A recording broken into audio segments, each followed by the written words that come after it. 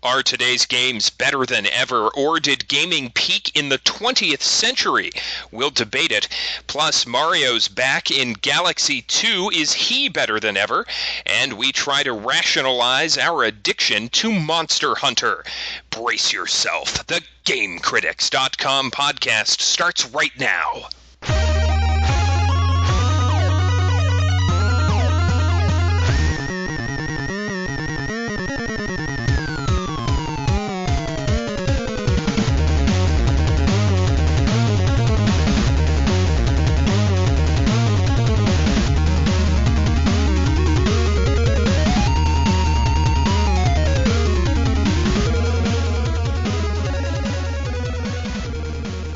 Welcome, listeners. It's the GameCritics.com podcast, number 35.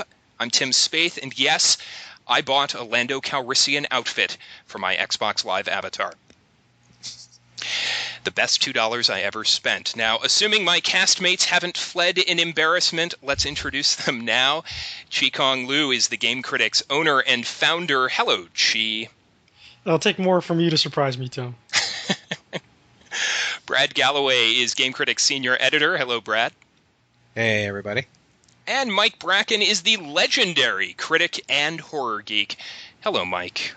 Hello. I thought you already had a real-life Lando Calrissian outfit for Felipe. Well, I have one for Felipe, but I need one to look at on screen as well. You can never have too many Lando. I mean, everybody wants to be Billy D. Williams still. So Absolutely. Although in the Avatar marketplace, it's referred to as the Baron Administrator's outfit. For some reason, they can't use Lando's name. But it looks hot. I look sexy in it. I mean, my avatar does. Well, folks, we do indeed have a show for you this week. I can't believe I'm saying this, but we're kicking it off with a couple of Wii games. Wii games! Am I on the right podcast? Felipe, am I on the right podcast? Felipe is nodding his head. In a moment, Monster Hunter 3 Try, followed by Super Mario Galaxy 2 Try. Couple quick hits there. And then in our main topic, are today's games better, or did game development peak in the 20th century? If you're one of those guys who yearns for simpler times, cartridges, 2D, Mode 7 graphics, we'll decide if you're right or wrong. I suspect there's going to be a lot of 16-bit talk in there, and not just because it says that in my show notes. Before we get rolling, just a quick shout-out to some incredible podcast fans that we have at the Wilmette Community Theater in Wilmette, Illinois. Last weekend, they performed a live reading for charity of GameCritics.com Podcast 32. Using the written transcript provided by Tara Kirk. About 300 people came out, and they raised close to $10,000 to save that theater. It's in dire need of renovation. They've been struggling in the economy, and it looks like they're going to make it now. Just an incredible cast, crew, audience. They were kind enough to invite me out and say a few words before the show. So I want to thank the people of Wilmette, and in particular, Sam Brady and Claudette Jenkins. They run the theater. They arranged the whole thing. So thanks so much for listening to the show. What a great honor that was, and for a great cause as well. So thanks very much. Oh, I'd have sweared more if I'd known they were going to, perform it. Well, it was interesting. The person playing you was a young Japanese girl, and just like real life. Exactly. And to hear F-bombs come out of her mouth was startling at first, but kind of, hot as well. Definitely. Is this true, or is this your made-up bit, dude? I can't tell. It actually happened. I want to say it's fiction, but I can never tell with you, dude. That's pretty. I just gave up trying. I just let it go. Yeah, I think we should move on and let the audience decide what's real and what's fantasy. We are going to begin tonight with a quick hit of Monster Hunter 3 Try. I think there's a hyphen in there as well. Brad, perhaps you can educate us, as you are the one who's been playing this game. What's the deal with Monster Hunter, by the way? I don't know a lot about the series, so maybe a quick history lesson. It's massive in Japan, but hasn't had a lot of success in the U.S. Is that correct? Yeah, very true. It's like one of the biggest series in Japan right now because of its particular focus. And actually, it's a very, I'm sure I'm going to get tons of hate mail for this, but I think it's a very Japanese game in general. when you kind of look at the nuts and bolts of it and what its core identity is. It seems to me like a very culturally Japanese game. But to give you guys kind of the nutshell, Monster Hunter is a game where you pick a character, you have a couple different weapon types to pick from, and then you get sent out into the field to basically, well, ostensibly hunt monsters, but really that's not what happens. It's not really about monster hunting. It's about resource gathering. So it's a little bit of a kind of a bait and switch. When I originally started playing the game, with the very first iteration back in the day, I was a little bit surprised at how like grind heavy it was and how much you had to just kind of walk around and collect things, like collect sticks and collect bones and collect all these things. And the reason you need to do that is because you make weapons and armor out of them. One thing that makes the Monster Hunter series unique is that your character never levels up, only your stuff does.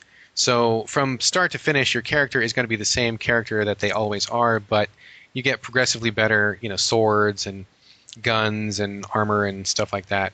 So really what it all boils down to is that you get your character, you go out into the world, you collect a bunch of stuff, and then you come back and you make stuff out of your stuff, and then with this new stuff equipped, then you go out and you kill stuff. So it's kind of this giant circle of life, except for like it's not really as clear-cut and as simple as I just made it sound, which really wasn't that clear-cut or simple. The reason I really got into Monster Hunter, especially this latest one, was because I think the concept is just, it's gold. It's like money, man. Like you get these big swords that make, Cloud Strifes in Final Fantasy VII look like a little nutcracker or something. You get these giant weapons. The monsters are even bigger. I mean, there's these dragons and there's these dinosaur-looking things. In Tri, you can even go in the water, and so you fight like these giant sea serpents underwater. I mean, it's pretty epic in scale, and it's really, really impressive when you get like these little screenshots and stuff. But like I was saying earlier, what it really boils down to is you spend a lot of time doing resource management. I think the first 6 or 8 hours of the game for me was strictly about doing like these really, really like almost tutorial level quests and collecting little bits and pieces of bone and metal so that I could make like a sword that was, halfway decent. And it wasn't really until, maybe 8 or 10 hours in that I started seeing some of the bigger monsters and actually started getting, some of the sweet action that I wanted happening. So it's a little bit of a frustrating experience from that respect because I think that the appearance is quite different than what the reality is. Now, having said that, there is a lot of stuff to like about it, but unfortunately there's also like just as much to not like. I mean, I'm not really one who's predisposed towards really grind-heavy games, and like I said, this one is really, really grindy. I mean, you need to kill several iterations of the same monster before you get enough parts to actually make, the next level of armor or the next sword or something like that. So it's kind of tedious and it's kind of boring, and there's a lot of technical problems with it too. It looks like a PS2 game, like an early PS2 game. The animation is really stilted and stiff. It's really awkward. I mean, there's tons of menus, and the game doesn't really tell you anything about what's happening. So if you're even remotely considering playing this game, I would strongly recommend getting like the strategy guide or going on to GameFAQs or checking out the message boards at GameFAQs and like doing like a lot of research to find out what's going on because it's just this giant jumbled mess. But the good thing, or I guess kind of a good thing, is that once you start peeling back the layers and you start figuring out what's going on, it can become really addicting to the certain kind of player who's willing to put in the time. I mean, generally that's not me, but given the subject matter of killing big monsters, which really does appeal to me, and the fact that you can get all kinds of cool-looking gear and new suits of armor, I mean, I'm like, I don't want to say I'm a loot whore, but I definitely appreciate a game that has good drops. And so when you finally collect enough scalps from this armored monster, or when you get enough spider webs to make a net or something like that, like it really gives you a little bit of a tingle when that stuff starts to pay off. So it's enjoyable from that aspect, but I gotta say the grind just kind of really kills it for me. I mean, what about you guys? Do you guys really go in for grind heavy games? Yes. You're talking about Mike Bracken. I love grinding. It's like this topic was conceived just for me and my love of loot whoring and grinding. Yes. I don't know. I have yet to play any of the Monster Hunter games. I've always meant to. Just never got around to playing them. to me, they kind of seem like Phantasy Star Online, which I have this never-ending love affair with, in the term that you kind of go out and kill shit. And I guess there's a little more collecting to it from the way you're describing it. But yeah, dude, anything that makes me go out and kill a bunch of shit or like hunt stuff down to make better stuff, I'm all in for that. So, and then loot whoring on top of it. This is like my perfect game. I have to go buy this now. If this is up your alley, dude, you're totally gonna love it, man. Because I mean, seriously, when you have this target, like you can pick these quests from the quest giver in town, and it's like you'll know what you're up against, and you go to fight this monster for the first time. I mean, it's very very common in this game to fight a boss for like an hour long battle. Like I mean, this is so perfect. It just keeps getting better. You're a fan of those epic bosses, huh? I am. This just keeps getting better. It's totally common, and if the game didn't like time you out at an hour, like those battles would go on even longer. So like I just this week I spent I think 3 hours on this one boss and just didn't kill him. I mean he just like he just was still alive at the end of an hour of hacking and slashing. So to me I was like, oh my god, okay, I gotta increase my stuff. So then after that defeat, I had to spend 3 or 4 hours tracking down this one certain beetle that I needed to make a certain trap. And then I had to go and like farm these dinosaurs that were in this other place because they dropped a certain piece of armor that I needed to up the armor that I had. And so once I got all equipped up, I switched my weapon, had to grind a little bit for that. And I came back and eventually I kicked the guy's ass. I mean, like I said, the first time it was like an hour plus and he didn't die. And the second time it was like 15 minutes. So that was like what you're describing here to some is like gaming ecstasy. Yes. So what I was kind of surprised about, Brad, is that you sound from your Twitter posts and your blog posts, you sounded very positive about the game. I was actually kind of surprised you came down so hard on it here on the podcast. I mean, is it just like a really big love-hate thing? I mean, you stuck with the game. I mean, which is more than you did for a lot of other games, No, that's very true. And I know I actually got a lot of really negative responses from my earlier blog posts when I started off saying that the game wasn't really like as good as I thought it was. And it's not. Like this game is almost like being a heroin addict, like when you're doing it, like you like it and you enjoy it, but you would never recommend it to anybody. And you know that it's bad for you, but you just can't stop. And this is, to me, it's like gaming heroin. Like I know it's trash. Like I know it's not any good. But I can't stop every hour I ever spent on an MMO. Right? I was gonna say, Mike should be saying right about now, "Welcome to my world." Yeah. Yes. You're describing Borderlands, is what you're describing. I was actually thinking that. I was really going over that in my head, and I was thinking of World of Warcraft. I was thinking Borderlands. I was thinking, things of that nature that I generally like stay away from and generally dislike. And I was trying to think of what it was about this game that really just kept me going. And honestly, I mean, I think it just boils down to, I think it's just really fucking cool to like go and like kill something that's like the size of a Tyrannosaurus Rex. And I think that's the definitive thing for me. Like nothing else is different. Totally grind heavy, totally tedious, really repetitive, a lot of frustration, controls suck, menus suck, technology sucks on it. I mean, it's just like there's a lot of suck to it. And yet, I think it's really cool when you fight these big monsters and they come out and they're just like, they're all teeth and they're all claws and they're shooting fireballs. And it's just you against this giant beast.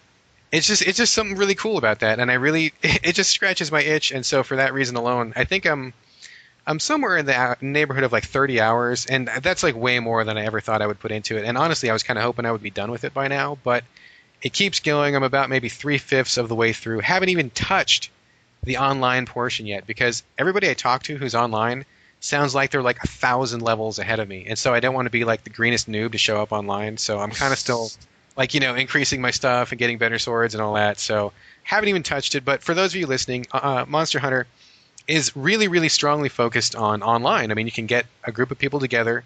I think 4 is the max, but I'm not sure. Don't quote me on that. And you can do these, like a number of quests which are available only online, lots of items which are only available online. And you work as a team. I mean, there's all these different weapon types. There's lances, swords, guns. There's even an axe which transforms into a sword, which then shoots lightning, which to me is like the ultimate weapon of all time. So there's all kinds of stuff. And if you get a group together, everybody with their own unique gear, you can, have all your bases covered. One person can be a healer, one can be a tank, so forth and so on. So it has a really, really strong online presence. I haven't tried it myself because I've been so involved in the offline, but it is there, and I don't want to neglect mentioning that. So the online... There's another 60 hours waiting for you right there, Brad. 60, you know, probably way more than that. way more than I've talked to people who have played it for over 100 hours and they still feel like they're not done. But I will tell you guys, you know, with respect to my personal time, which is really limited, and my, you know, review time and the other stuff I'm working on, I told myself that once I clear the offline quests, I'm done. Like, I got to just put it down and step away from it, because if I don't, it'll totally suck away like all my free time. I won't be able to get any reviews done. I won't be doing any writing. I mean, my child will go hungry. My wife will be neglected. So once I clear the offline, it's over. It's done. Bracken is once again a cautionary tale. Yeah.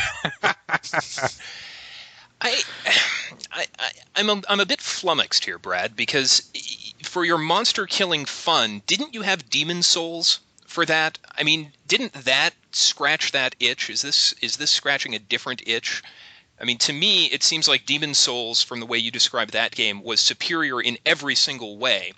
And I get that it's two different game systems, but after coming off Demon Souls, it would seem to me like this would be too primitive for you. You know, that's actually a really good point, Tim. And to be honest, Demon Souls is superior to Monster Hunter in every way. I mean, there's nothing that Monster Hunter does that Demon Souls doesn't do better. I mean, in terms of, you know, control, technically, in terms of design, in terms of anything. I mean, atmosphere. I mean, Demon Souls just like kicks Monster Hunter's ass all over the place. But I guess it's just, you know, it's just more. I mean, I went through Demon Souls, I think, 2 or 3 times. I mean, I saw pretty much everything there was to see. And this is just different. I mean, it's a lot more primitive. It's a lot more crude. It's a lot more. Honestly, I think it's a lot more frustrating, to tell you the truth. I think Demon Souls was an easier game to play.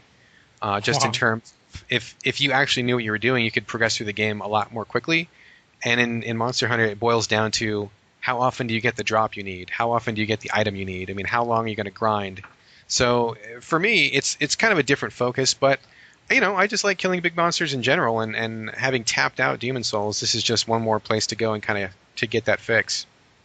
Yeah, and Demon Souls isn't exactly killing T-Rexes and that sort of big beast type of thing. I mean, there's bosses at the end of each stage, but it's not the primary focus. Okay. Yeah, that's very true.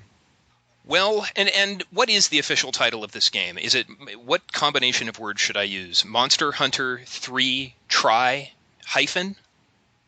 I think you can skip the hyphen. Looking at the title on the cover of the box, it's Monster Hunter Try, and I think the try just represents the 3. So I've been saying try, and I think most people have been saying try. Just Monster Hunter Try. All right. When I talk about it on the train with my fellow commuters, I want to sound cool. I don't want to sound like I don't know what I'm talking about. And is this a full-priced game? This is a $50 game? Gosh, you know, as a matter of fact, I haven't even checked that. I do believe it is a full-price game. I don't think it's a bargain title at all. No, I think it's full price. Yeah, I think it's a full-price game. So, if listeners are keen on the idea of grinding out for cool weapons and killing really big monsters, and don't mind that it's going to be a pretty significant investment of time and effort, then I think it's worth looking into. Although, having said that, I just got wind that there's going to be Monster Hunter Frontier on the Xbox 360, and if I had known that was coming, I probably would have held off of Try, because, I mean, number one, you know, live is a lot better for grouping up with people. And also, I mean, this game is in dire need of, like, stepping up to the next level of technology. It seems really, really, like, left behind right now. It seems really PS2 era. So if I had known before I started that there was going to be a 360 version coming, I think I would have held off, because I don't think I can play these games very often. You got to just learn to love the addiction, man. It's kind of a love-hate. Yeah. I'm sorry, I was trying to find out if GameStop was still open so I could just go buy it now. Well, I look forward to hearing your thoughts, Mike. There's nothing I enjoy more than when you're addicted to something. Yes. Because it frankly makes me feel better about my addictions. Let us move on. We're not even going to take a break. We're just going to press right into Super Mario Galaxy 2. Now, to start this off, 1 year ago, during our E3 2009 podcast, I said the following about the just announced Super Mario Galaxy 2. Take a listen. I played through Super Mario Galaxy once. I loved it. But the reality is, if I were to play it again, I wouldn't remember any of the levels. So for me, Super Mario Galaxy might as well be Super Mario Galaxy 2. it's just more of the same, and I'll probably end up getting it, but I'm honestly in no hurry whatsoever. So here we are, 1 year later, and after about 5 hours with Super Mario Galaxy 2, I can say that while it may not be a necessary game or even an important game, it is one hell of a game. I like this game a lot, and I know I'm the only one playing it right now, so let me ask you guys, did you play and enjoy the first Galaxy? Chi, did you get some time with it? Not really. Just a couple of hours. Wasn't really into it. Brad, what about you? Yeah, I did play it. I didn't do every single thing there was to do in the game, but I did finish it, and I had a pretty good time with it. I liked it. I didn't think it really captured the essence of Wii. I mean, I think that game could have happened on a different control setup on a different system, but it was a good game. I enjoyed it. Mike, what about you? Yeah, I thought it was pretty good. Definite step up after Sunshine, that's for sure. Big time. Yeah. It sort of restored my faith in the Mario franchise a little bit. Yeah, I'm not a Nintendo fanboy, but I will sound like one when talking about Galaxy and now its sequel. Galaxy was my 2007 game of the year, and so far Galaxy 2 is actually topping my 2010 list, which right now has one game on it because this has not been a great year for games for me. So having this show up on my doorstep was pretty refreshing. I think the secret to these Galaxy games and the secret to their success, for me, is the variety of the content. The polish, yes, it's unmatched. The controls are nearly flawless. But the real magic to these games is the variety. And again, this is where I veer into fanboy territory. And I hate myself for saying something so cheesy. But every level is like opening a present. And inside that present is magic. It really is. There is a sense in these games that anything can happen. And I know how ridiculous that sounds. Anything can happen. Hardcore pornography. I was just gonna say, porn happens. Happen. Mario and that. Anyway, let me give you an example of how this on what level this works for me. There is in this game, as there was in the first game, a side-scrolling level. Which, by the way, in one level has more creativity and than any level in New Super Mario Bros. Wii. And it's one of those levels where the gravity flips, so you flip a switch and suddenly you're running on the ceiling. And actually, in Galaxy 2, you can run on all four walls. The gravity moves in four directions. But then, about 3/4 of the way through this level, all of a sudden, for no reason in particular, the perspective changes to a top-down kind of bird's eye view, and suddenly you're playing Mario from a kind of Legend of Zelda perspective. And you've never seen this in a Mario game before. I was trying to think back, and this has never happened before, as a top-down Mario game. And you're kind of weaving your way around this path, and you're jumping on Goombas, and it only lasts about a minute. And after about a minute, it goes back to a side-scroller. And there was no real reason for that to happen. And it only happens on that one level. I've played about 30 levels of this game, and it just happens for that 1 minute. And I think that's the secret of these games, is they introduce something fun or novel, and then they don't show it to you again for another 30 or 40 levels. So you never get sick of anything, and at any time, anything can happen. So, they've introduced Yoshi in this game, and Yoshi's only been on like 2 levels out of 30. There's this new suit. It's a cloud suit. You've seen that for 2 levels out of 30. They give you something fun, and then they take it away before you get sick of it. And I'm just thinking of other games that introduce like a mechanic or a mini game or something, and it's fun for like the first couple times. Like, in BioShock, they had the pipe dream mini game when you're hacking a turret.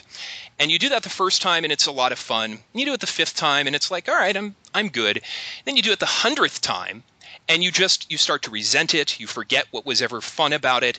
You become angry, and all you want is for it to end and to never see it again. And I think most games would take something like the top-down perspective shift that I talked about, and they would create an entire sequence of 20 levels where you do nothing but that. And then, halfway through it would start to get hard and frustrating, and you would just be completely sick of it. And that never happens in these games. Some other quick items. I mentioned polish and attention to detail. So many little things in this game impress if you're paying attention.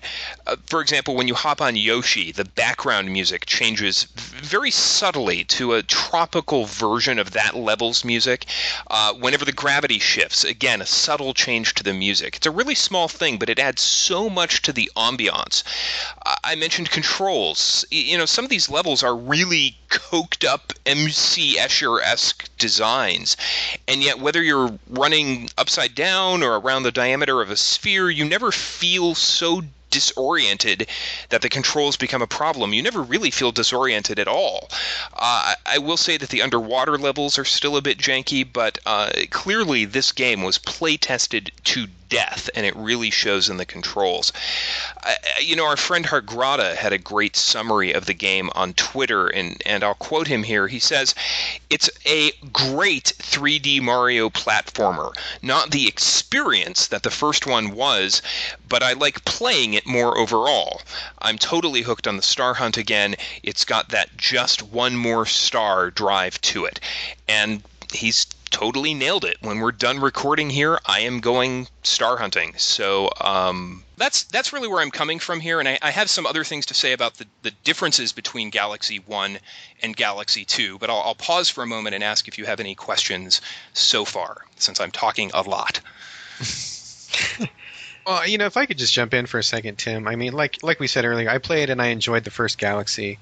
I don't think I would have given the first Galaxy a 10. I mean, it would have gotten a pretty positive review, that's for sure, but I don't think it was quite a 10 for me. And this 9. one, it would have been up there for sure. 8.5, 9. Would have been up there, yeah, totally. But this one seems to be getting just like this mad love. I mean, just like beyond all realm of just reality. I mean, it seems like every reviewer who I've read has just, literally had like an erection as they were typing out their review. And there's so many 10s, and it's like, granted, I haven't played the game, so I'm not going to be speaking from a position of authority here, but as someone who liked the first one, and, I will definitely play Galaxy 2, but it's not like I ran out to the store on day one and bought it. I mean, I'll get to it when I get to it. I'm not really, like, dying. To me, I mean, it seems pretty evident to me that this is, like, a giant wave of, like, nostalgia and fanboyism kind of buoying the game along. Like, I'm not saying it's not good, but it seems to me like it can't possibly be, like, that good. You know what I mean? So, in your opinion, do you really feel like it justifies all the crazy scores it's been getting?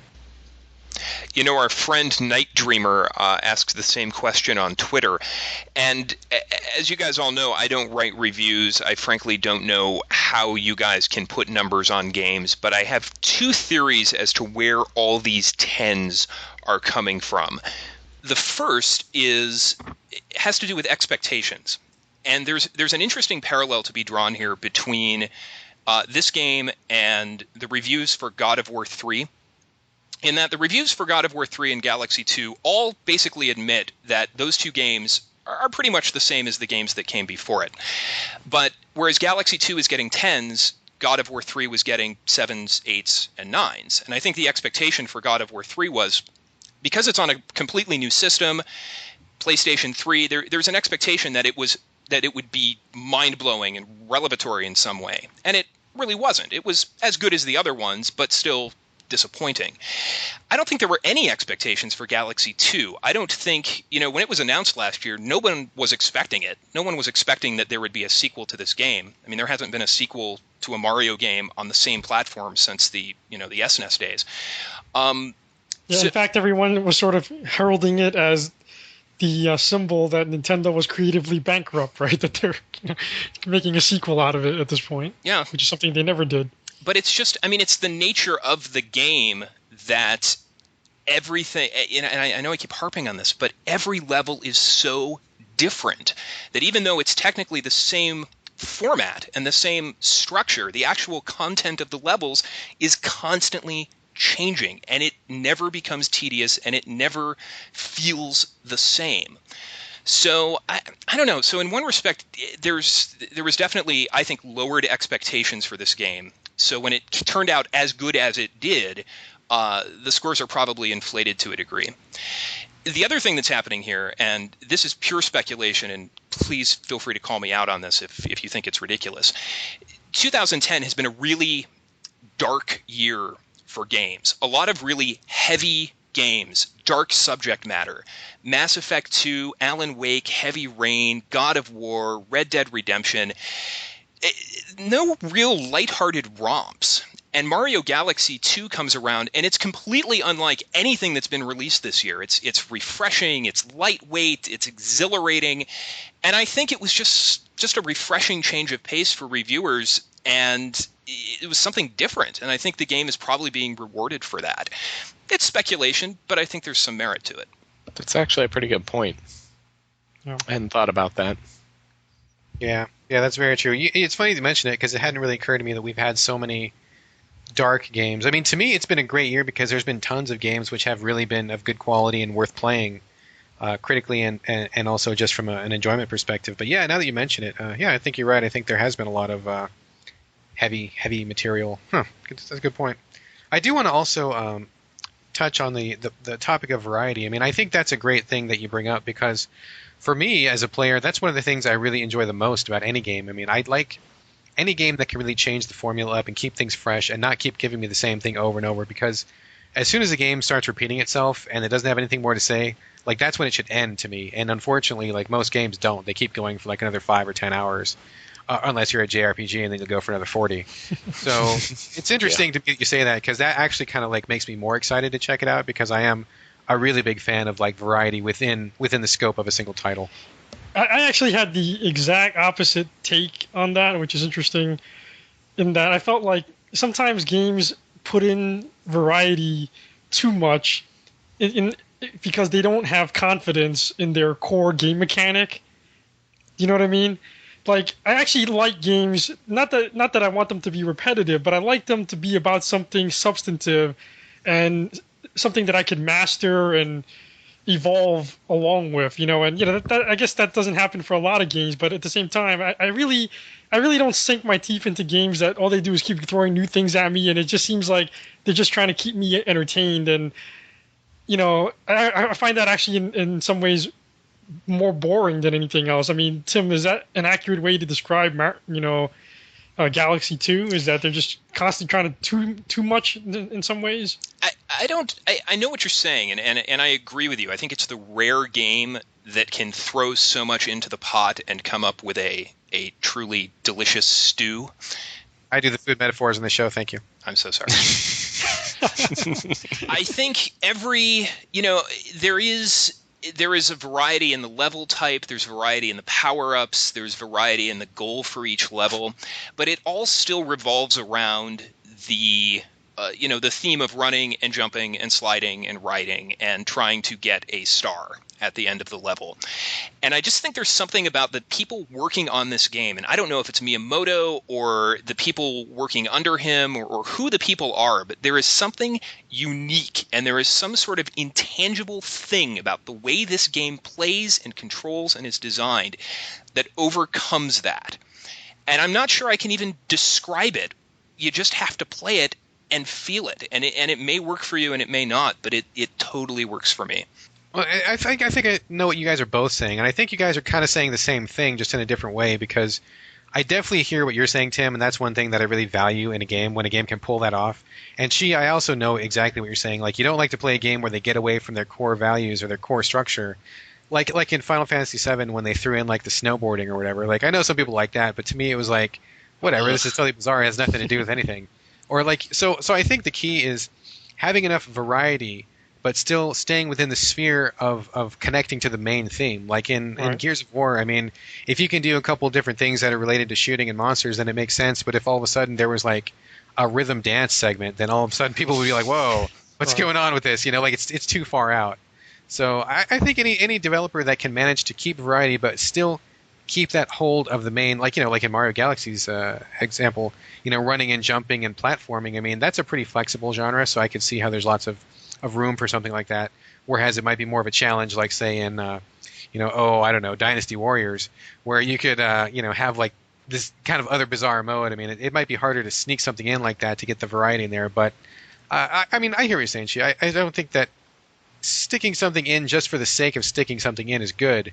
Right. But I think if it's able to be consistent with the main concept, then I'm cool with it.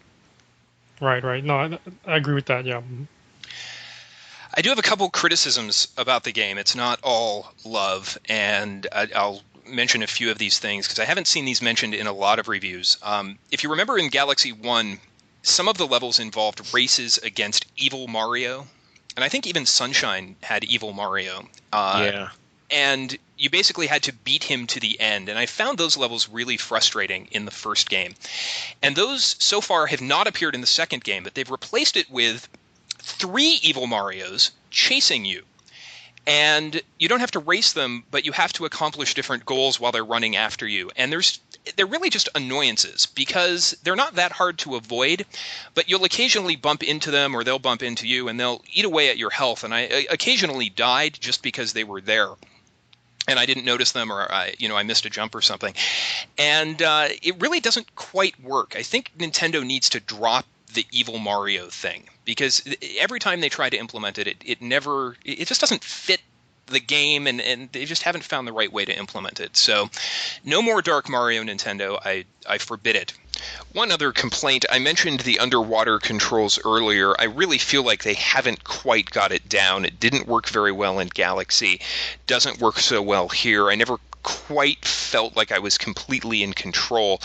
I mean, it's not horrible. It's much better than, say, the most recent Tomb Raider games. But given that the rest of Galaxy's controls are so excellent, these average underwater controls do stand out as not so good.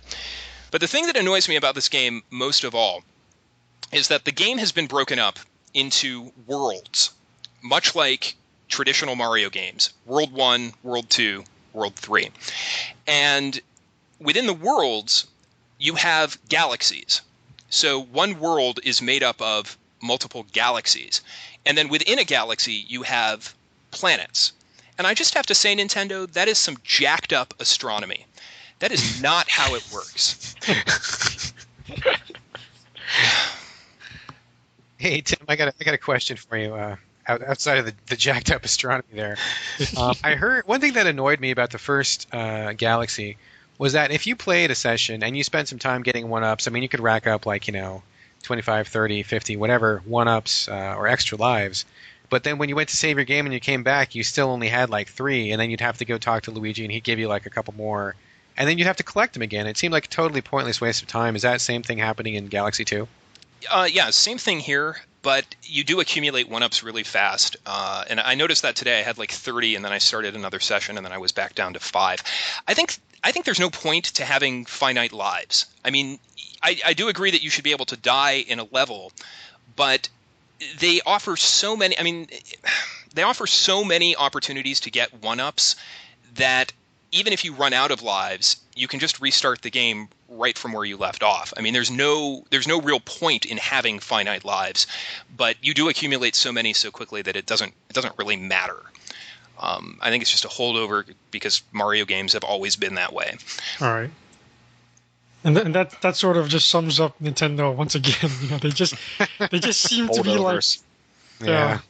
they just seem like to be running away from any form of innovation whatsoever, as if they're going to offend anyone. I don't get it. You know what I mean? It's like, what's the big deal? Take a chance for God's sakes. They love the boomerang in the dungeon in Zelda in the last 17 games. They'll love it again. Yeah. Well, and the sick thing is a lot of people do, man, because you start talking about you up, and then you get all the haters come out of the woodwork. Yeah, they flip out. I agree, dude. I mean, we fell in love with Nintendo. We talked about this already. I mean, we talked about. Yeah, we did. But I mean, it just, to me, it's like they were so creative and so brilliant in so many ways. I mean, they broke so much new ground, and yet they've totally backed away from that. And I don't want to put it all on Miyamoto's shoulders because he's only one man, but it's like they should totally be taking more risks. I mean, I would like to see them branch out and do something brand new, new franchise, new characters. I'm sure they could do it. I mean, they're a talented bunch of people. Or maybe that's the problem. There's just still riding on Miyamoto's coattails still to this day. Yeah, and I guess to summarize that point and wrap up our discussion here, I don't think that they would be able to get away with a Super Mario Galaxy 3. I think they've probably taken this as far as it can go. And I think you're absolutely right, guys. They need to get this team, whether it's under Miyamoto's direction or not, they need to get this team on something brand new, because there's a lot of talent, there's a lot of creativity, there is some really mind-blowing stuff in this game. Let's not put it towards Galaxy 3. Let's put it on a new franchise. Will it happen? Gee, you're probably right. Probably not going to happen. But sounds good. I mean, even when you say it, it sounds great. Why not? Like really, you might have a hit on your hands. Absolutely. Might have another Pokemon on your hands. Why not? Totally. Really. Yeah. I mean, at some point, there was a first Mario game and there was a first Pokemon game. Why not a first something else? All right. So, that ends our discussion of Super Mario Galaxy 2. Why don't we pause for a moment, and when we come back, our main topic, stick around.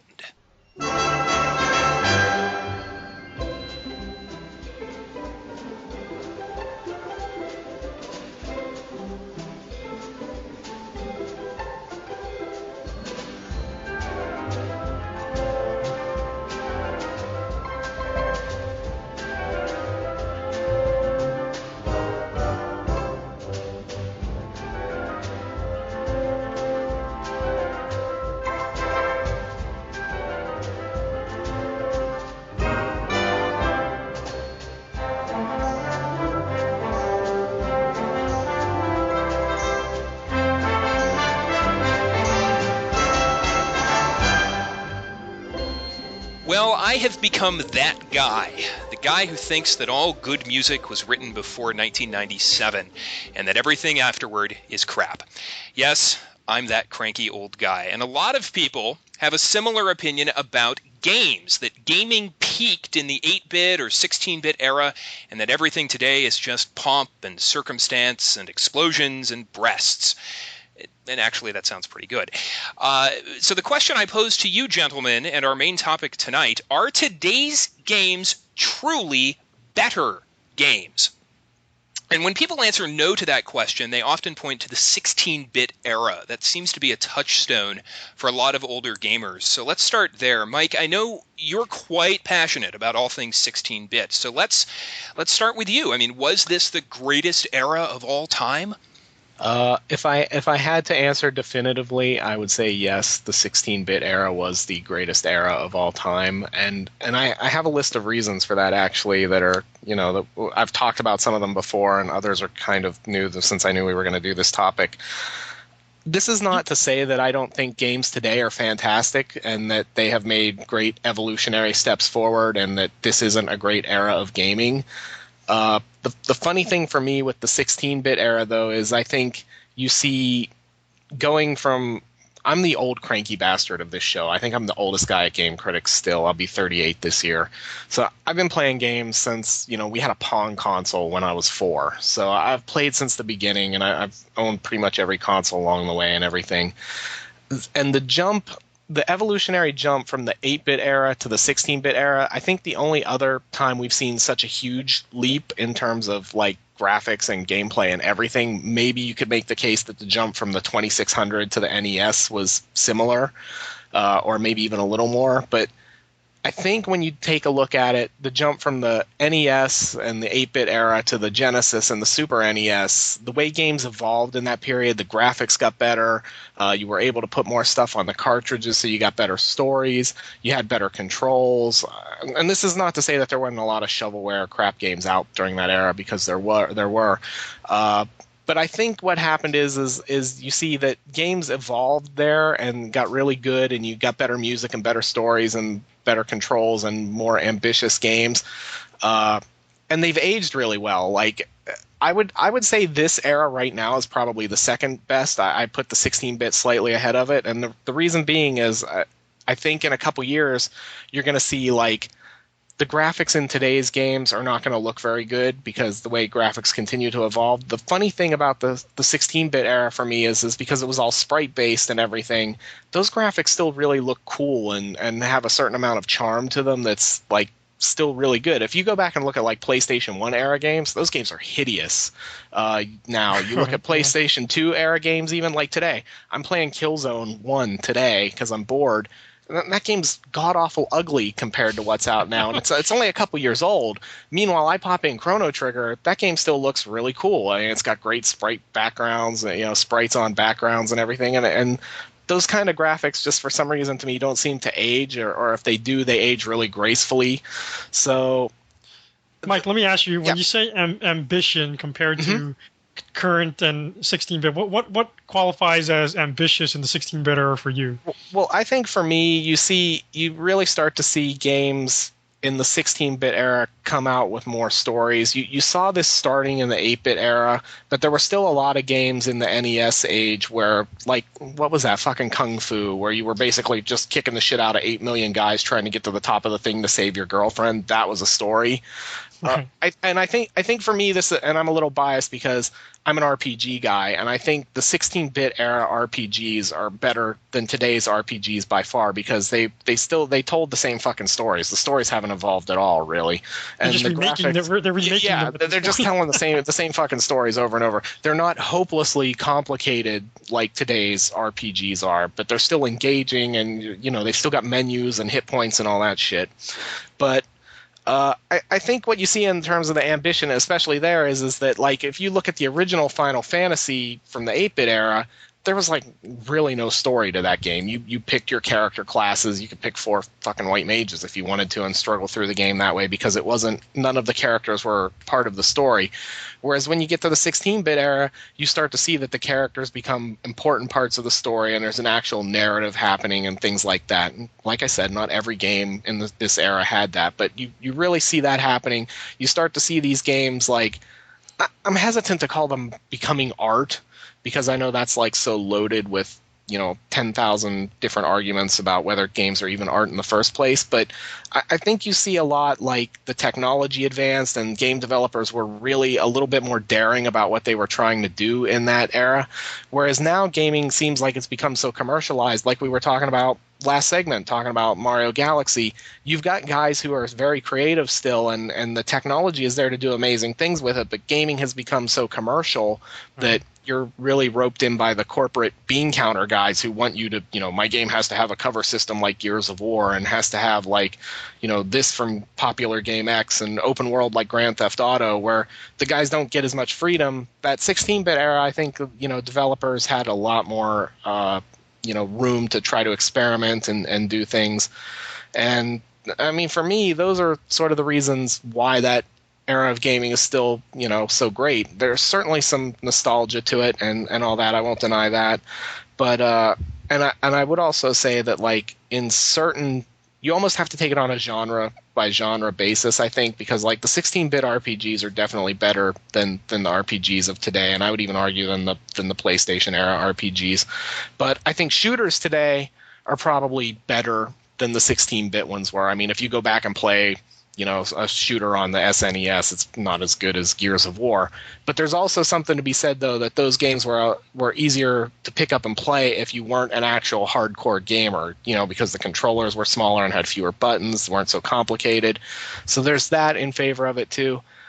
I'm happy with where games are today, don't get me wrong, but for me, that 16-bit era is still the best era. So what do you guys think?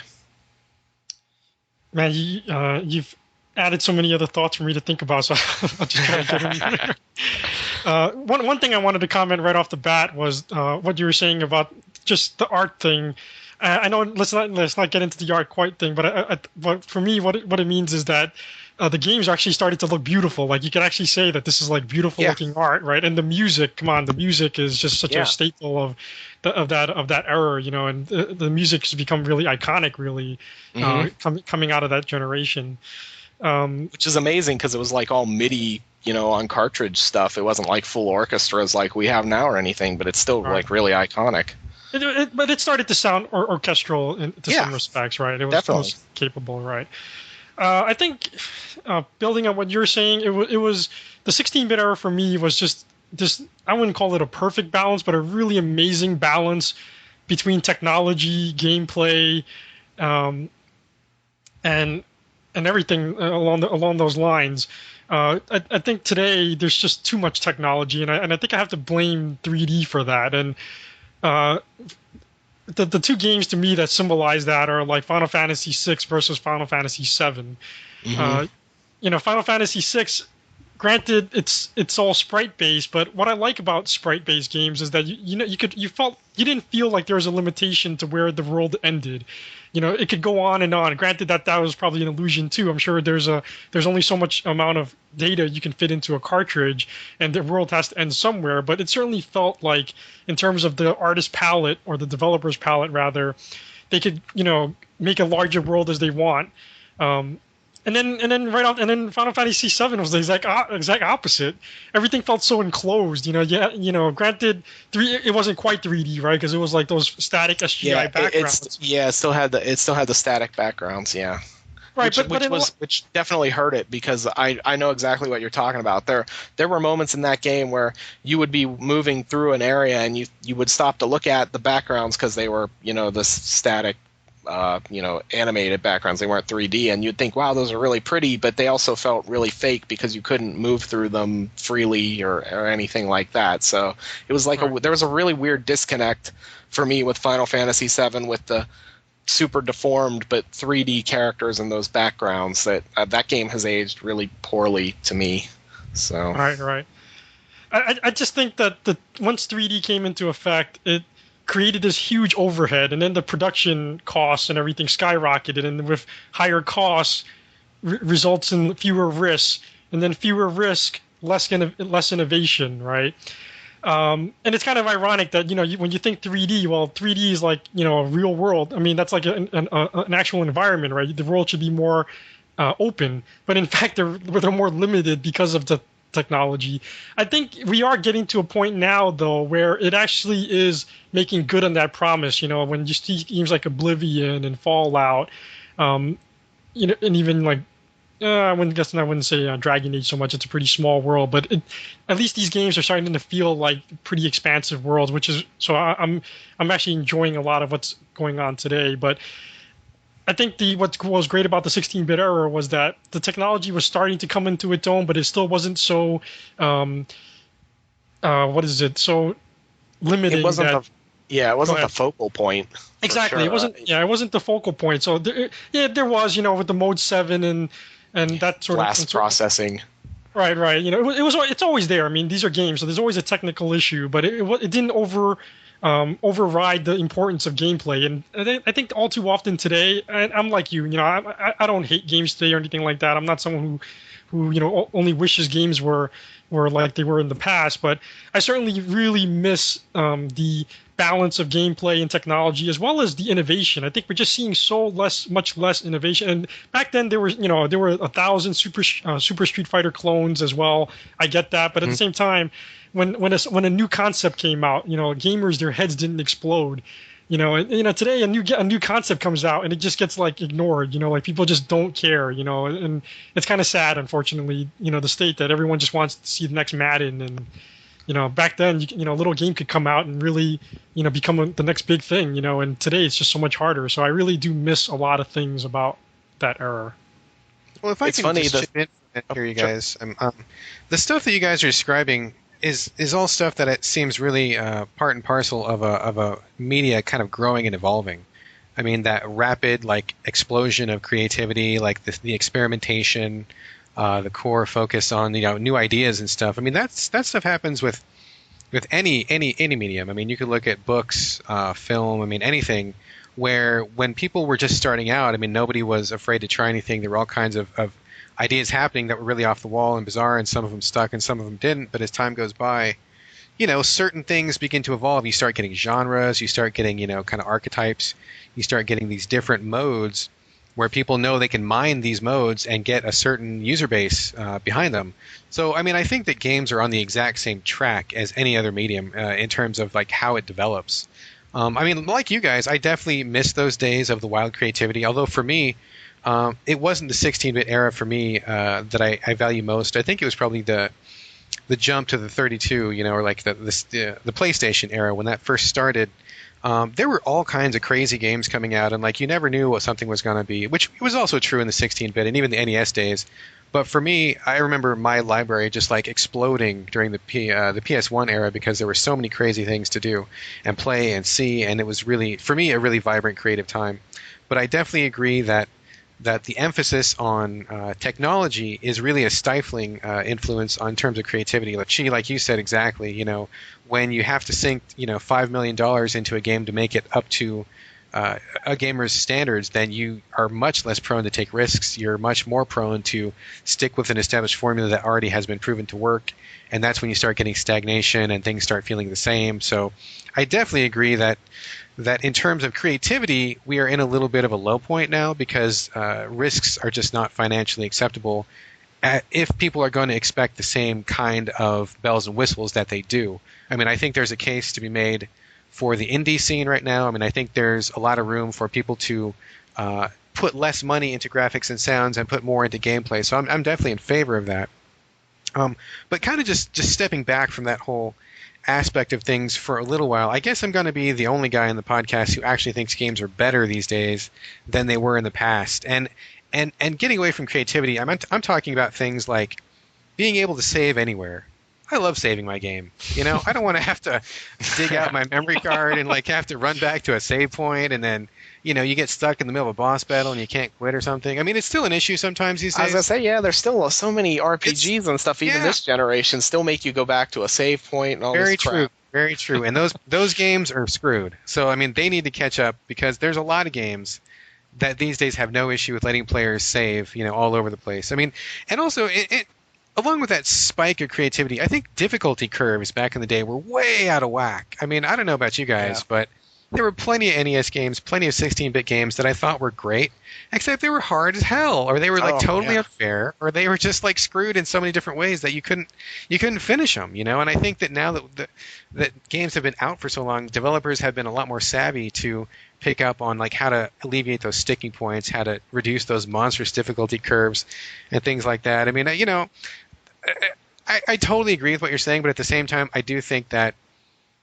a lot of strides have been made, and for me personally, like playing games these days is a lot less painful, and it's really enjoyable. I mean, I still think there's a lot of really good titles coming out, even though there's maybe not the mad boom of creativity that there was in the past. I mean, just technically speaking, I think that yes, games today are much better, much easier to play, more friendly to me.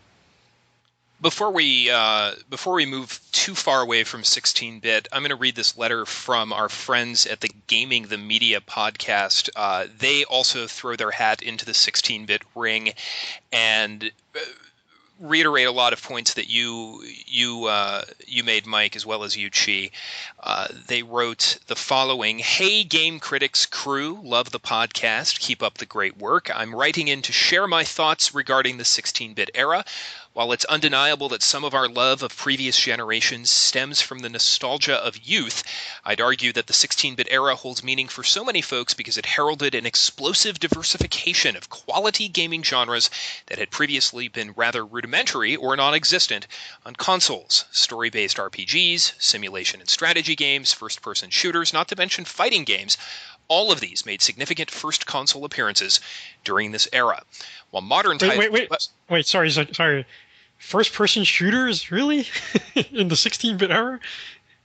There were. Doom. Yeah, there were Doom got ported to the SNES. Yeah. Silent Debuggers on TurboGrafx 16. That was pretty classic. Mm-hmm. Anyway. Okay. I mean, if you want to talk, if you're saying PC, that's fine. But I don't know if I throw that in there with the consoles. But all right, go. Sorry, continue. No, they were. You're right. They were ports from PC games appearing on consoles. But I can't recall a console-only 16-bit first-person shooter. I'm sure I'm missing something, but I'm sure there was one. But yeah. Finishing the letter. While modern titles have improved almost all individual aspects of gaming, there was something exciting about a time that saw a regular stream of new genres being presented to players, shaping our tastes for generations to come. I think that many of us old-school gamers remember the 16-bit era as the first time we began to think of console games as an art form, uniting visuals, audio, story, and gameplay in a way that was emotionally resonant, something we now take for granted." So that's... I agree. Yeah. Yeah, I would agree with that. Well said from our friends at the Gaming the Media podcast. We actually tried to get them to come on the show tonight or record a little something. We couldn't quite work it out, but hopefully we'll be able to work some synergy, as I like to say, in an upcoming show. I want to move on and talk about nostalgia, because the Gaming the Media guys talked about this, and also Random Rob on our forums started a thread in our podcast forum. Coincidentally, as we were prepping this topic, we kind of approached this at the same time.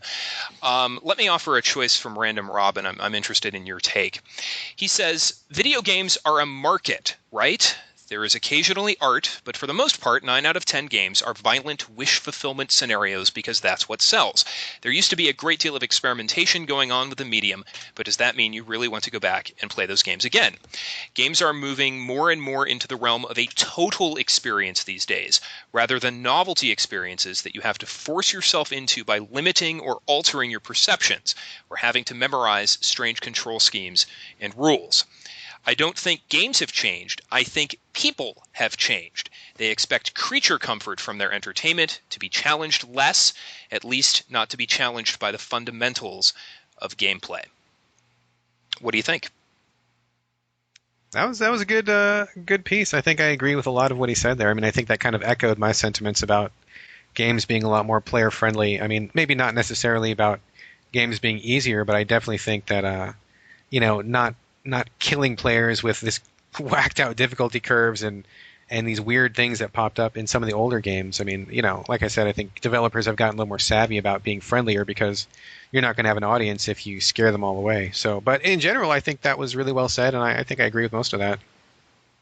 I mean, when this topic first came up, I think the first thing I had to do was take a look in the mirror and really think about the whole nostalgia factor, right? Is it really, am I looking at this with rose-colored glasses? And after thinking about it, honestly, I think what we talked about, nostalgia factors into it, as Mike said. But I think we really made a strong objective case for why 16-bit games were so great. I mean, again, that's not. I know it's very easy to.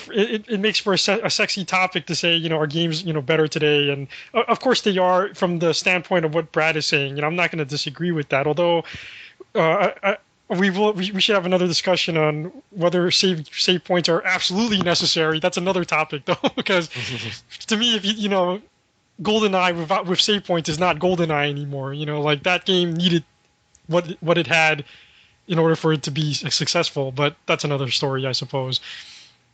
I think what is interesting though is when Brad, you talked about a little bit about the technology in the 32-bit era. I think we're not getting enough out of the technology these days. I mean, when was the last time someone tried to sell you on a new technology that actually paid off? I'm thinking of like the geo mods, the geo structure, whatever destructing thing from Red Faction, and that was like a pretty big letdown, right? It just didn't really tantamount to what we thought it was going to be. Whereas what I loved about the 32-bit era, and one of those first games that really caught my attention was, I don't know if you guys were big fans of it, was Destruction Derby, where they put like 32 cars on the screen and let them go nuts, just crashing them out. And I love that. That game was a big game for me. I still have the original one in my collection, and games back then, even in the 32-bit era as well as the 16-bit era, they made some promises and they usually lived up to it. Today, I know it's harder to innovate, but at the same time, people make maybe the technology it's still a good thing to focus on, but at least get more bang out of your buck. Promise something that's going to be a little more interesting, or don't be. What's his name from Fable? Peter Molyneux. Yeah, don't be Peter Molyneux, where you promise something that you can't deliver, and then that's like the even worse, right? But I don't know. Maybe we just need to see a more focus on technology that actually makes a difference, and it doesn't have to necessarily be the most advanced thing out there, but just something that's going to affect the gameplay in a very positive way. It's funny you bring that up, Chi, because I often think the same thing myself, and I think I'm hoping that we're going to see that come back this generation, with all this talk of the current consoles having like a 10-year lifespan. I mean, to me, that's like the best thing I could possibly wish for, because you only start getting like the really breakthrough, really well done, really polished, really the best games at the end of a console's life cycle, because that's when everybody's had like the most time to work with it. They're the most familiar with the hardware. They've gotten enough funding or whatever to work on the project that they want to work on. And as soon as you start hitting that stride, like it's like, okay, time to move on to a new piece of hardware, and then you start the cycle all over again. Right. I mean, I think right now the consoles are like absurdly powerful. If you look back to what we were working with, back in the arcade game days or the NES days, I mean, this is like, 1,000, 10,000, a million times more powerful than what we had back then, and yet we're still so focused on like pushing things forward that we're not, like you said, we're not making the most of what we have. I mean, I think if everybody just kind of agreed to be like, okay, no more new tech for like 5 more years. Let's just work with what we got and maximized, and we're open to experimenting. I mean, I think that would be great. I think we would start to see a lot of games that really did start to deliver on those promises. I mean, Mike, what do you think? Yeah, I definitely agree with that. That totally makes sense, especially the 10-year consoles thing, the cycle thing, especially because, like you said, every time the consoles, everybody starts talking about maxing out consoles like a year or two after they're out. But I mean, the truth is that it takes everybody like 5 or 6 years before that starts to happen, and then they're already moving on to the next thing. And I don't know, I always feel like we probably miss out on some really good stuff because everybody's in such a rush for the next system that just as they're finally figuring out how to really take advantage of the last one. So I can definitely agree with that. That's one of the best things, especially with now these systems being, $400. They have to last more than 5 years. I can't buy a new, I can't spend $1,200 every 5 years on 3 new consoles. So that's the extra bonus of it, I guess. But yeah, I definitely agree with that. And we all should blame we can all blame Microsoft for that because they were convinced that they had to come to market first, so they totally rushed the current generation that we're in right now. And look at how that turned out. I mean, every 360 is dead. Right. Yeah, well, I mean that stuff aside, I mean, I think the thing that you were kind of getting at was like we seem to be stuck at square one because everybody is still kind of playing catch up with the new hardware. So maybe if we just put it on pause and we could get past the stage where everyone's getting to grips with it, It's not so much just the getting to grips with it, but they're not using the technology, and maybe it does have a lot to do with getting a grip on it, but they're just not using the technology in a way that's interesting. For example, like Flower, that didn't need the most new technology out there, but it needed an idea to push the technology in a way that was different than what's currently out there, and an experience that was different that was out there. We're just not seeing that anymore. I just remember back in the day, even in 16-bit, 32-bit era, we were just experiencing so many new things going on. And today it's just more about like, is the physics more real than it is? Which is like, who gives a shit? Really? Like, yeah. Who cares? I mean, like, and there's something to be said for that. I mean, sometimes I think that the closer we get to like photorealism and everything, the less interesting some games become. Like part of the fun of gaming for me was always that it was like, I don't know, it was always like an escape from life. I don't know that I want to play games that maybe that's why I don't like military shooters, because they're too much like being in the military or something. And I think, well, shit, if I wanted to do that, I'd just have joined the army when I was 18. But yeah, I mean, that's not saying that I don't like any kind of photorealism or anything like that, but at the same time, yeah, that other art style, it was almost like playing cartoons in a way, I guess, even though they weren't as nice as cartoons. But I don't know. I guess I'm not a fan of this move towards constant realism, and it doesn't work so much for me aesthetically. It's like special effects in movies were so much more interesting when they weren't when they weren't all computer. Yeah. Right. When somebody actually made a puppet or, put squibs on something, or that's a great point, actually. Yeah, totally. I would agree with that. So I have a few more reader comments, and then I think we can wrap up the discussion. Let me find which ones I want to read here. We had one comment from Crackajack. He says, now and then I play old games, but I often stop immediately because it sucks. I have had that happen too. I will totally confess that I've gone back to games from that era that I thought, oh, this was so great, and then you go back and you're like, dude, what the fuck is this, man? I don't want to play this. This sucks. Yeah. Crackajack wrote more, but I'm going to stop his comment there because I just love that line. That's so good. Says it all. says it all. What more needs to be said, man? Absolutely. Absolutely. Frog of Death, he writes, in all reality, I would much rather play a 2D side-scroller than the vast majority of games today. Same for overhead shooters as opposed to flying my ship in some 3D world to blow stuff up.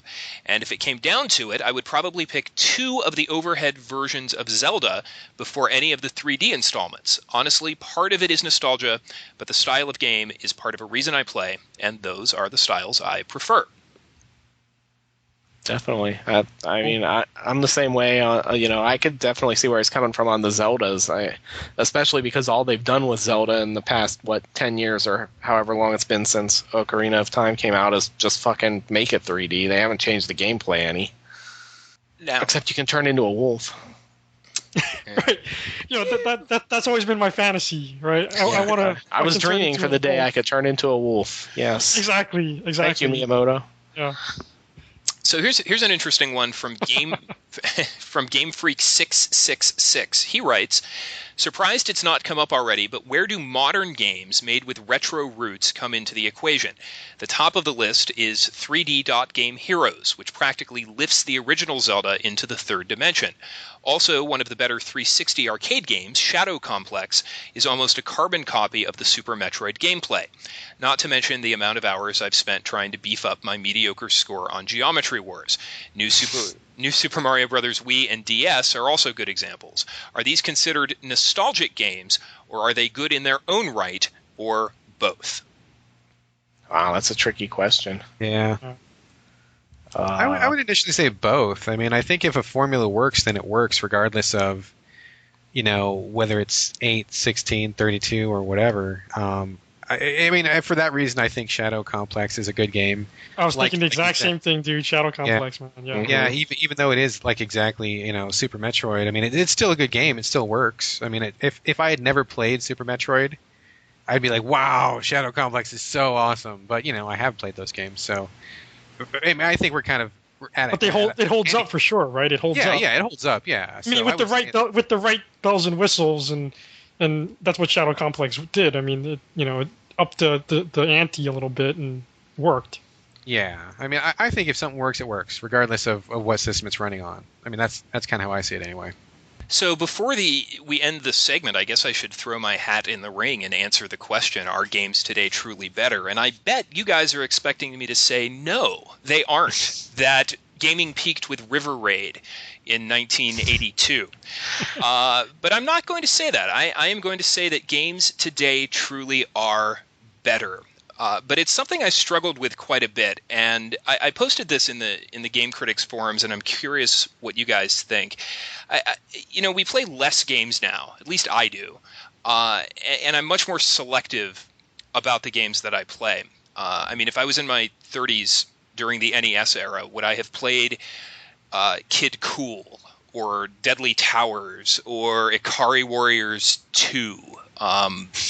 No, I would not. I would not have had time to play those games, and but back then I played everything, and now due to lack of time and the abundance of game information and discussion on the internet, I generally play only not just good games, but also games that are specifically tailored to my tastes. So it's hard for me to answer this question objectively because I'm not playing bad games anymore. I'm only playing games that appeal to me. So in that respect, I can say that yes, gaming is better now than it ever was, but I've also eliminated 95% of the crap.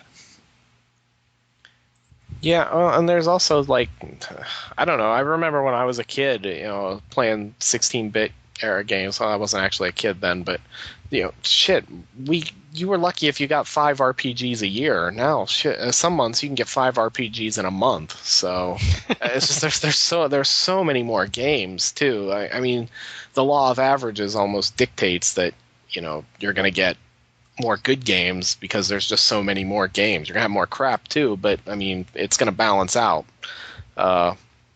Yeah, I mean, I like I said, I have nothing against this generation of games. I've loved every generation we've gone through. That I have favorite games from the 2600 to the NES to the Super NES to the PlayStation, all the way up to today. So, but I think I will just always, the 16-bit era for me is always going to be the one that I like the most. I just think so often today. I wonder why. It's something that you've dealt with recently, Tim. Why do we even play a lot of these games? And for me, I'm thinking, and I always go back to this. I'm thinking about Uncharted 2. What was kind of so supposedly so interesting about this game that I needed to play it, or that everyone else should play it? Honestly, I don't know. I mean, so we get some interesting dialogue in there. I mean, I think we should really focus on. I think what we learned from the 16-bit era, and even in older games, they really thought the concept through, and it really made sense in a lot of ways. If it's a game about a giant mech, really play that idea up and make the player feel like he's in a giant mech. Don't fucking put some emo pretty boy in there who's got some angst issue going on on top of that. And then try to call that a story. and Yeah. I just like there's just too much bullshit out there now, and there's some great games out there. Don't get me wrong, but I just think there's just so much more muddled up stuff, and I wish the developers would make sure the technology goes toward making a real big difference in the concept of what we're playing, rather than just, again, for the sake of saying that they haven't done it before, we're doing it now. You should be excited about this. Mm-hmm. And Brad, I think you've made your stance very clear, but any last thoughts on the topic before we wrap things up? No, I mean, I would like to say that although I do believe that games today are better than they have been, and that would be my choice if I had to pick, I do have a lot of love for previous generations, and we wouldn't have been able to get where we are today if not for those previous generations. I mean, it's this giant curve that we're on, so I'm fine to be at the edge of the curve, the leading edge, but I still give props to the older stuff. Sure. And I guess really there's only one answer to this question, and that is, in which generation did Too Human come out? Well, I think there's your answer right there. So hopefully we have managed to shed some light on this topic, but we are out of time. So ends another episode of the GameCritics.com podcast. Now, a quick programming note. Our next episode will be our second annual E3 Spectacular. Last year's E3 podcast was one of our most downloaded shows. We have big things planned for this year's installment. I say that without knowing what any of those things are. But perhaps you will hear me make such insightful statements as Scribblenauts will be the game of the year. So it should be a blast. Are you going to edit that audio in? Are you going to put that audio in? I think so. I think I have to. You have to. Right? I think I have to go back and find some of our predictions and see which ones, the ones that didn't pan out, we'll put together in a montage. Most of them will be things that I said, but it'll be a good time. So I am looking forward to that show. And for the folks listening, if you have comments about this week's show or suggestions for future shows, head over to GameCritics.com and let your voice be heard. Speaking of voices being heard, let me give my castmates the final words. Chi, it's your favorite part of the show. Any final thoughts? I thought I just did give my final thoughts. No, that was about the topic. Now it's your final thoughts about just anything, life in general. Life in general. Stay in school. All right, next. Good advice. Good advice. Brad, your final thoughts. I just want everyone to know that I recorded this podcast in crotchless pajamas because recording the Game Critics podcast means you need to be ready for anything. Sexy. It is, let me tell you. Oh, I pray that you have your webcam on. And then, Mike, any last thoughts before we... How do you top crotchless pajamas? I mean, fuck. I'm done. I got nothing. Yeah. Nothing. Thanks for listening. Beautiful. That'll close the book on episode 35. Thanks for listening, everybody. Good night and bon chance.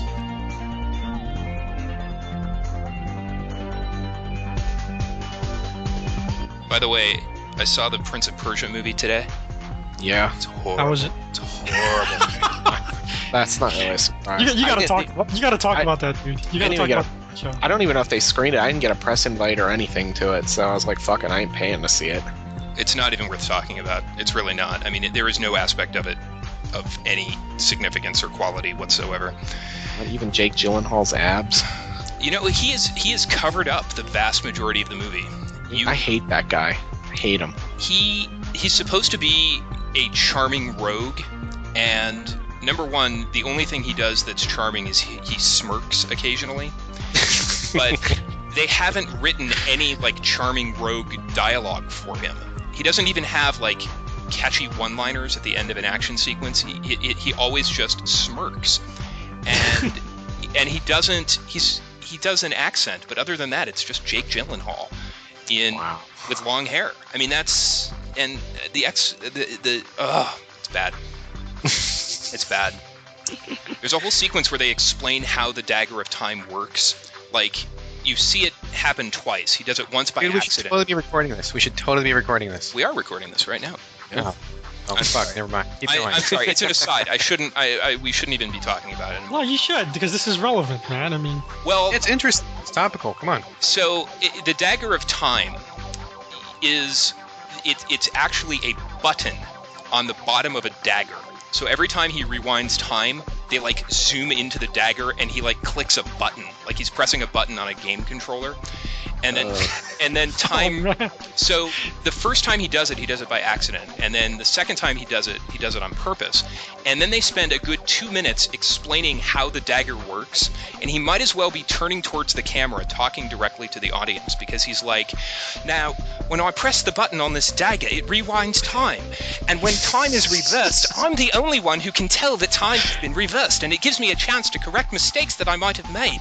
But the sands are depleted, so I can only use it a few times before I won't be able to rewind time anymore. And I'm the only one who can tell as the wielder of the dagger. And then he like explains it again for like 2 more minutes. And then the girl, she explains it. And and it's like, you know, you could figure it out when he actually did it, and you watch time rewind. It was so bad. It's the clunkiest exposition ever. And what is Ben Kingsley doing in these movies? Ben Kingsley is the funniest guy because he will do Oscar caliber roles, and then he will like subsidize his lifestyle with the biggest piles of shit. Blood Rain and this exactly. movie. This is the guy that was in a Uwe Boll film, for God's sakes. And I love Ben Kingsley. I will like almost watch anything Ben Kingsley's in, but I don't understand. He's kind of got that Michael Caine syndrome. Michael Caine will do like the same thing. I guess like he decides this role would pay off my mortgage, so I'll do it even though the movie sucks because it'll pay off my mortgage, or I get a trip to somewhere exotic for while we're filming, or you know, they honestly, some of them will admit that. Michael Caine admitted that he did Jaws 4 only because he got a free vacation to the Bahamas out of it, and it was enough to pay off his house. Well, totally. So, and he was totally and he was totally honest about it. He's like, dude, this movie's a piece of shit. I knew that as soon as I read the script. Oh yeah, man. But I mean, those movies may be pieces of crap, but you know, sex tourism trips to Thailand don't pay for themselves, man. That's right. That's right. Come on. That's what it's all about. So somebody's got their priorities straight, at least. Didn't Michael Caine do some guide for actors, and he said you should always pick movies that are like filmed in nice locations so that you know you get a nice trip out of it? And he literally said that. Donald Pleasance did the same thing before he died too. He admitted the same stuff. He's like, yeah, I did the last Halloween movie not because it was any good or I had any interest in doing it, but I got used to living this lifestyle in Europe where I like nice things and good wine and all this, and that pays for it. So he's like, I'll do any shitty movie if it pays for my lifestyle. I can respect that. Honest. Yeah, totally. So at least they're honest. Mr. Caine, I'd like you to take a look at this script. Yes. Yeah, he doesn't even have to. Done. Done. Where are you shooting and what does it pay? That's all I need to know.